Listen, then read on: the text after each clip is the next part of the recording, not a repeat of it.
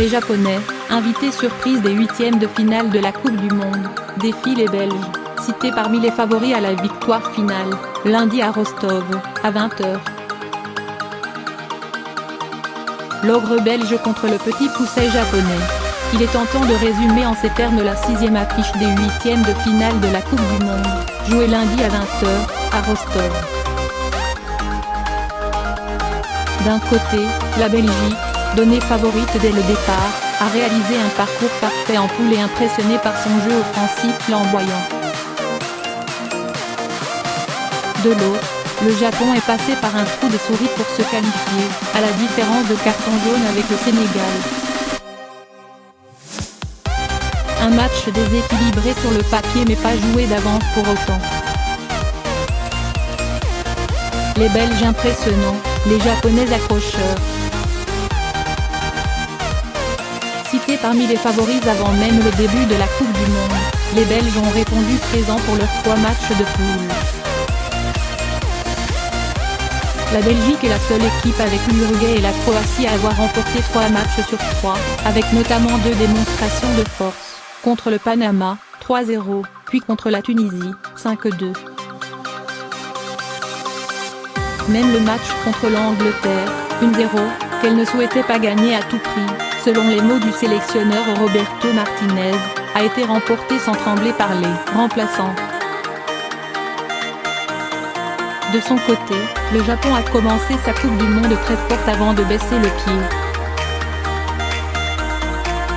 Face à des Colombiens réduits à 10, les Nippons ont décroché une victoire inattendue, 2-1, qui leur a permis d'aborder la suite tranquillement.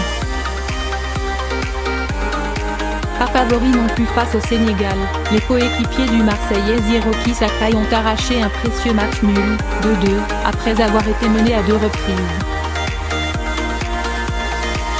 En bonne position pour se qualifier, les Japonais se sont fait peur lors du dernier match face à la Pologne, défaite 1-0. Résultat, une qualification acquise à la différence de cartons jaunes, 4 contre 6 pour le Sénégal, et le rêve du pays du soleil levant continue.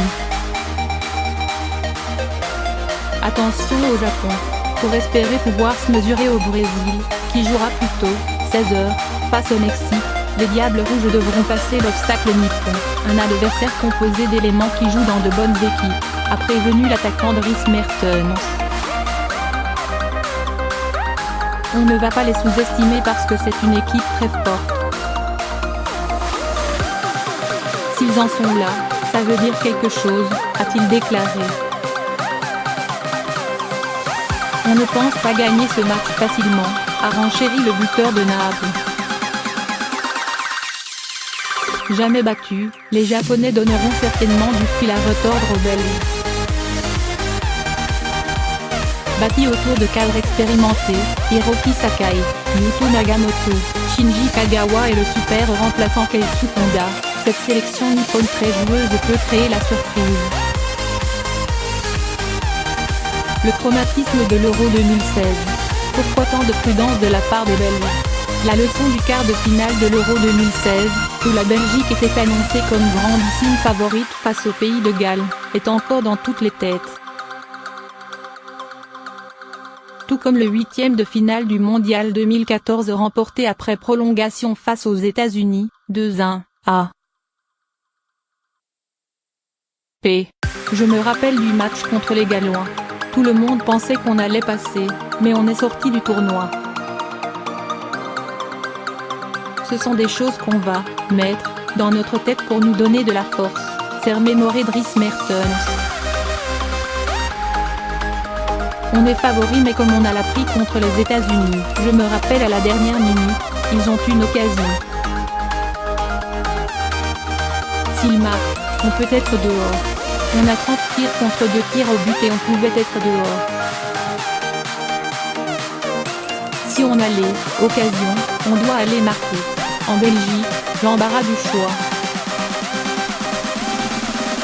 C'est un problème de riche auquel est confronté le sélectionneur des Diables Rouges Roberto Martinez.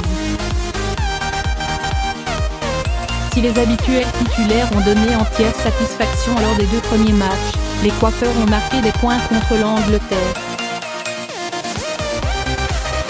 Marouane Fellaini, Youri Tielemans et Adnan Januzaj peuvent-ils rebattre les cartes au milieu de terrain et en attaque?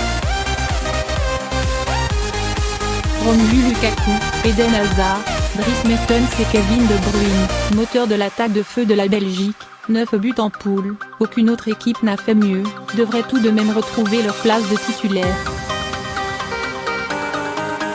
En défense, les retours de Thomas Vermaelen, et surtout Vincent Kompany, la figure tutélaire de la sélection, peuvent pousser Roberto Martinez à modifier une charnière centrale, qui a plutôt donné satisfaction jusque-là.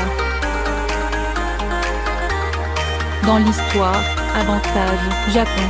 Si la Belgique est aujourd'hui une équipe de premier plan sur la scène internationale, cela n'a pas toujours été le cas. Après une demi-finale de Coupe du Monde en 1986, les Diables Rouges ont connu un trou d'air dans les années 2000. Résultat, dans l'histoire des Belgique-Japon, ce sont les Samouraïs bleus qui mènent 2 victoires à 1 en 5 matchs, 2 nuls, tous disputés après 1999.